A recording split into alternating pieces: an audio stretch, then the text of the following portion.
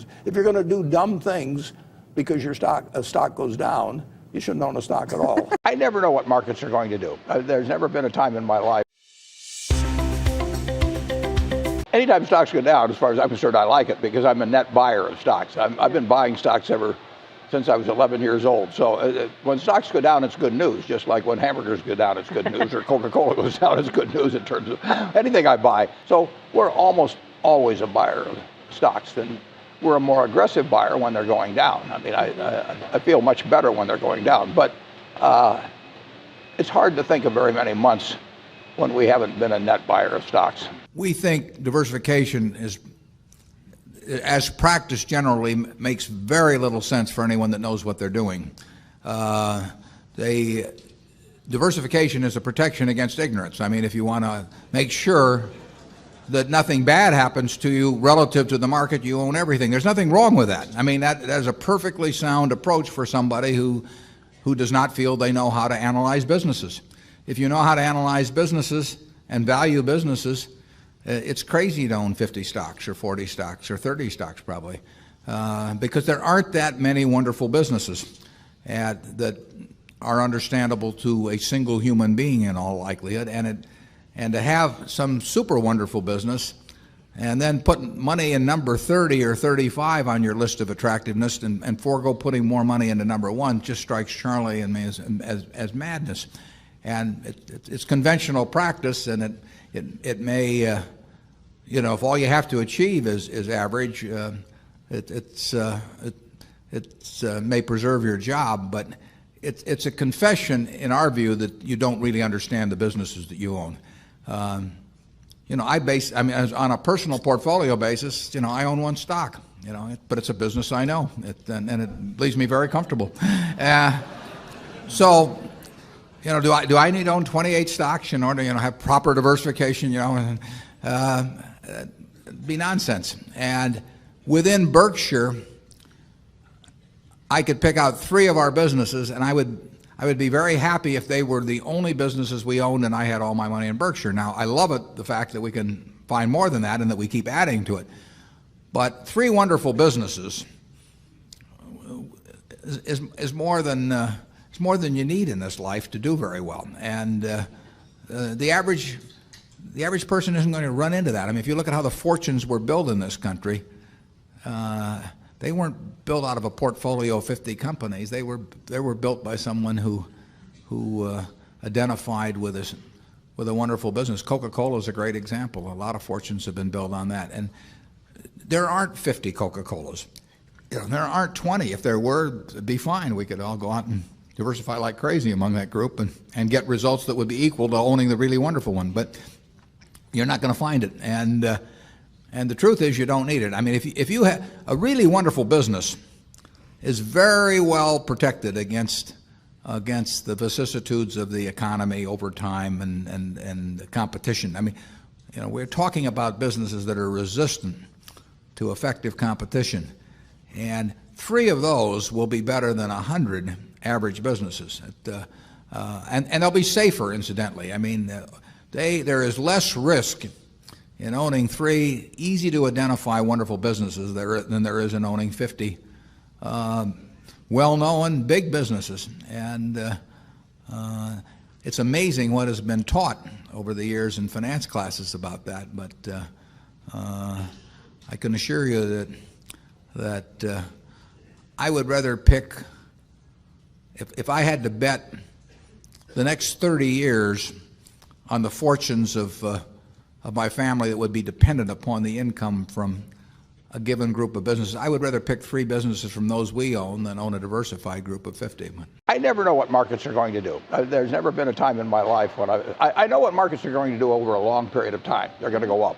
But in terms of what's going to happen in a day or a week or a month or a year even, I've never felt that I knew it, and I've never felt it was important. I will say that in 10 or 20 or 30 years, I think stocks will be a lot higher than they are now. You can't predict what stocks will do, but in the short run, but you can predict that American business will do well over time. And just take the 20th century. Stocks went from 66, the Dow average, 66 to 11,497 in and you were getting 3 times as much in dividends as the whole average was selling for at the start. And you had 2 world wars, and you had a Great Depression, flu epidemics, all kinds of things. American business will do fine over time, and if you own a piece of it, and if you don't beat yourself, the only person that can cause you to get a bad result in stocks is yourself. The most important thing is to be able to define which ones you can come to an intelligent decision on and which ones are beyond your capacity to evaluate. You don't have to be right about thousands and thousands and thousands of companies. You only have to be right about a couple. I met Bill Gates on July 5th, 1991. We were out in Seattle, and Bill said, "You've got to have a computer." And I said, "Why?" And he said, "You can do your income tax on it." I said, "I don't have any income. Berkshire doesn't pay a dividend." He said, "Well, you can keep track of your portfolio." And I said, "I only have one stock." I said, and he says, "It's going to change everything." And I said, "Well, will it change whether people chew gum?" And he said, "Well, probably not." And I said, "Well, will it change what kind of gum they chew?" And not. And I said, "Well, then I'll stick to chewing gum and you stick to computers." I don't have to understand all kinds of business. There's all kinds of business I don't understand. But there's thousands of opportunities there. I did understand the Bank of America, and I'll be able. I'm able to do that. I'm able to understand some given percentage. But Ted Williams wrote a book called The Science of Hitting, and in The Science of Hitting, he's got a diagram, shows him at the plate, and he's got the strike zone divided into 77 squares, each the size of a baseball. And he says, if I only swing at pitches in my sweet zone, which he shows there, and he has what his batting average would be, which is 400. If he had to swing at low outside pitches, but still in the strike zone, his average would be 230. He said the most important thing in hitting is waiting for the right pitch. Now, he was at a disadvantage because if the count was 0-2 or 1-2 or so on, even if that ball was down where he was only going to bat 230, he had to swing at it. In investing, there's no called strikes. People can throw Microsoft at me and you name it, any stock, General Motors, and I don't have to swing. And nobody's going to call me out on called strikes. I only get a strike called if I swing at a pitch and miss. So I can wait there and look at thousands of companies day after day, and only when I see something I understand and when I like the price at which it's selling, then if I swing, if I hit it, fine. If I miss it, it's a strike. But it's an enormously advantageous game. And it's a terrible mistake to think you have to have an opinion on everything. You only have to have an opinion on a few things. In fact, I've told students, if when they got out of school, they got a punch card with 20 punches on it, and that's all the investment decisions they got to make in their entire life, they would get very rich because they would think very hard about each one. And you don't need 20 right decisions to get very rich. 4 or 5 will probably do it over time. So I don't worry too much about the things I don't understand. If you understand some of these businesses that are coming along and can spot things on, if you can spot on Amazon, for example, it's a tremendous accomplishment what Jeff Bezos has done. And I tip my hat to him. He's a wonderful businessman. He's a good guy, too. But could I have anticipated that he would be the success and 10 others wouldn't be? I'm not good enough to do that. But fortunately, I don't have to. I don't have to form an opinion on Amazon. And I did form an opinion on the Bank of America, and I've formed an opinion on Coca-Cola. Coca-Cola's been around since 1886. There's 1.8 billion 8-ounce servings of Coca-Cola products sold every day. Now, if you take 1 penny and get 1 penny extra, that's $18 million a day. And 18 million times 365 is 7 billion, 3 less 730 billion, or $6,570,000,000. So annually, $6,570,000,000 from 1 penny. Do you think Coca-Cola is worth a penny more than Joe's Cola?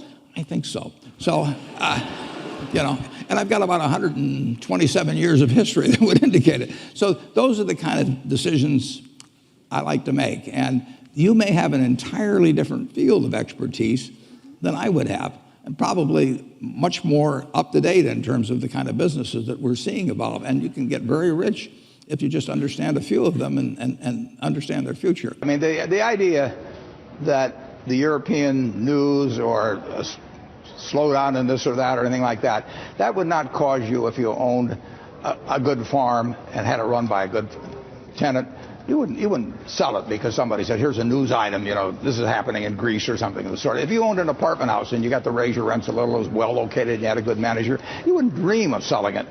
If you had a good business personally, the local McDonald's franchise, you wouldn't be thinking about buying or selling it every day. Now, when you own stocks, you own pieces of businesses, and they're wonderful businesses. You can pick the best businesses in the world. And to buy or sell on current news is just crazy. You're in a wonderful business. You got people running it for you. You know you're going to do well over 5 or 10 years. And to think news events should cause you to try and dance in and out of something that's a wonderful game is a terrible mistake. So get into a bunch of wonderful businesses and stay with them. When we took over Berkshire, Berkshire was selling at $15 a share, and gold was selling at $20 an ounce. And gold is now $1,600, and Berkshire's $120,000. But you can take a broader example than that. If you buy an ounce of gold today and you hold it 100 years, you can go to it every day, and you can coo to it, and you can caress it, and you can fondle it, and 100 years from now, you'll have 1 ounce of gold, and it won't have done anything for you in between. If you buy 100 acres of farmland, it will produce for you every year. You can use that money to buy more farmland. You can do it, all kinds of things. For 100 years, it'll produce things for you, and you still have 100 acres of farmland at the end of the 100 years.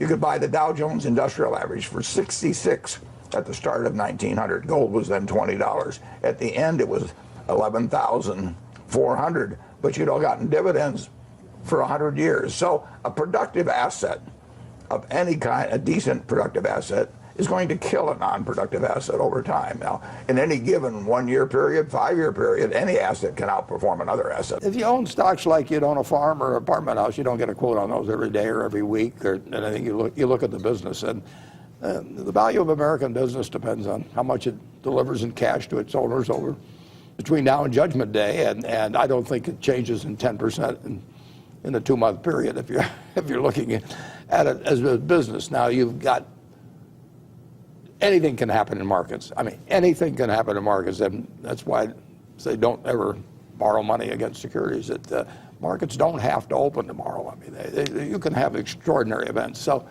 I think to some extent you can get some of the instruments that people don't understand very well that have a lot of firepower in them. Like and the volatility index and trigger, things that are yeah, tied and to that. The idea of people taking a position, and they're gambling. They're not investing. Nobody's investing when they buy, some supercharged index on how the VIX does or something like that. They don't need it in their life. It's an unnecessary instrument. Now, they will create instruments that the public will buy, and you can just count on that. Wall Street's been doing that since they met under the Buttonwood tree in 1792 or whatever it was on the exchange. So, but if you're investing, if I'm going to buy a half interest in a McDonald's stand and you're going to run it, or McDonald's franchise, and you're going to run it, I look to the business to determine whether I've made a good investment. And I'm concerned about, whether we have new competition, how we do over the years. But it's the business I look at. When you're just looking at the price of something, you're not investing. I mean, if you buy something, Bitcoin, for example, or some cryptocurrency, you're not looking to the asset itself to produce anything. If you buy an apartment house, you're looking at how the apartment house does. If you buy a farm, you're looking at the farm does. If you buy a whole business, you're looking at how the business does. If you buy a part of a business, why shouldn't you look at how the business is going to do? But people get charmed by lots of action and the fact that things are liquid and all of that. And it does have repercussions back into the market when you get something like, an ETN arrangement on the, supercharged on the VIX. I mean, where you can lose 90% of your money in one day. I mean, that really doesn't belong with the word investment. I mean, it's a gambling. The best single thing you could have done on March 11th, 1942, when I bought my first stock, was just buy an index fund and never look at a headline, never think about stocks anymore, just like you would do if you bought a farm. You just buy the farm and let the tenant farmer run it for you. And I pointed out that if you'd put $10,000 in an index fund that reinvested dividends, And I paused for a moment to let the audience try and guess how much it amounted to. And it would come to $51 million now. And the only thing you had to really believe in then is that America would win the war and that America would progress as it has ever since 1776. And that American business, if America moved forward, American business would move forward. You didn't have to worry about what stock to buy. You didn't have to worry what day to get in and out. You didn't know the Federal Reserve would exist, whatever it might be. And America works. I'd like to go back through a little personal history, and we will start. I have here a New York Times of March 12th, 1942. If you go back to that time,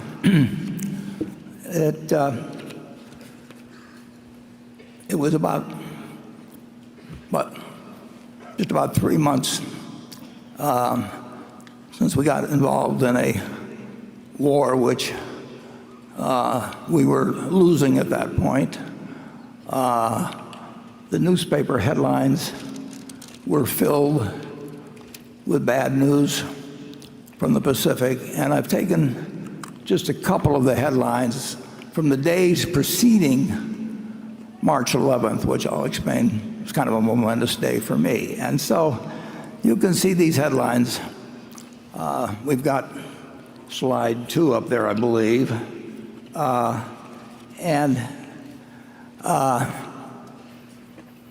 We were in trouble, big trouble, in the Pacific. It was only going to be a couple months later that the Philippines fell, but here we were getting bad news. We might go to slide 3 for March 9th. I hope you can read the headlines anyway. The price of the paper is 3 cents, incidentally.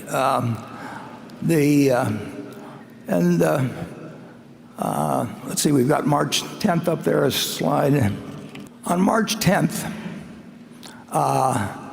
when again, the news was bad. Full clearing path to Australia. And it was like, the stock market had been reflecting this. And I'd been watching a stock called City Service Preferred Stock, which had sold at $84 the previous year. It had sold at $55 the year before, early in January, 2 months earlier. And now it was down to $40 on March 10th. So that night, despite these headlines, I said to my dad, I think I'd like to pull the trigger. And I'd like you to buy me three shares of City Service Preferred the next day. And that was all I had. I mean, that was my capital accumulated over the previous 5 years or thereabouts. And so my dad the next morning bought 3 shares. Well, let's take a look at what happened the next day. Let's go to the next slide, please. And it was not a good day. The stock market, the Dow Jones Industrials broke 100 on the downside. Now they were down 2.28%, as you see, but that was the equivalent of about a 500-point drop now. So I'm in school wondering what is going on, of course. Incidentally, you'll see on the left side of the chart, the New York Times put the Dow Jones Industrial Average below all the averages they calculated. They had their own averages, which have since disappeared, but the Dow Jones has continued. So the next day, we can go to the next slide, and you will see what happened. The stock that was at 39, my dad bought my stock right away in the morning because I'd asked him to, my 3 shares. And so I paid the high for the day. That 38 and a quarter was my tick, which is the high for day. And by the end of the day, it was down to 37, which was really kind of characteristic of my timing in stocks that was going to appear in future years. Even though the war, until the Battle of Midway, looked very bad. And if you'll turn to the next slide, please, you'll see that the stock did rather well. You can see where I bought it, 38 and a quarter. And then the stock went on actually to eventually be called by the city service company for over $200 a share. But this is not a happy story, because if you go to the next page, you will see that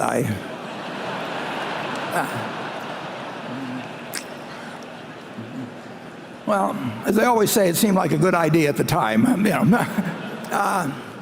So I sold. I made $5 on it. It was again typical of behavior. But when you watch it go down to 27, it looked pretty good to get that profit. Well, what's the point of all this? Well, we can leave behind the city service story, and I would like you to again imagine yourself back on March 11th of 1942. Probably when I was 7 or so, I took this book out of the Benson Library called 1,000 Ways to Make $1,000. And one of the ways in this book was having penny weighing machines. And I sat and calculated how much it would cost to buy the first weighing machine and then how long it would take for the profit for that one to buy another one. And I would sit there and create these compound interest tables to figure out how long it would take me to have a weighing machine for every person in the world. I had everybody in the country weighing themselves 10 times a day, and me just sitting there like John D. Rockefeller's weighing machines. The allowance when I was a little boy was a nickel a week, but I liked the idea of having a little more than a nickel a week to work with, and I went into business very early. I started selling Coca-Cola door to door. I sold gum door to door, or sold Saturday Evening Post, Liberty Magazine, Ladies Home Journal, you name it. I think I enjoyed the game almost right from the start. But I like being my own boss. That's one thing I liked about delivering papers. I could arrange the route I wanted. Nobody was bothering me at 5 or 6 in the morning.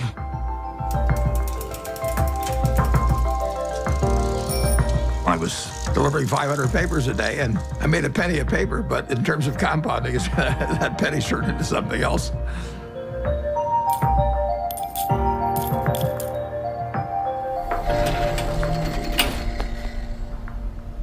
Einstein is reputed to have said that compound interest is the 8th wonder of the world or something like that. And it goes back to that story you probably learned when you were in grade school, where somebody did something for the king, and the king said, "What can I do for you?" And he said, "Well, let's take a chessboard and put 1 kernel of wheat on the first square, and then double it on the second and double it on the third." And the king readily agreed to it, and by the time he figured out what 2 to the 64th amounted to, he was giving away the entire kingdom. So it's a pretty simple concept, but over time, it accomplishes extraordinary things.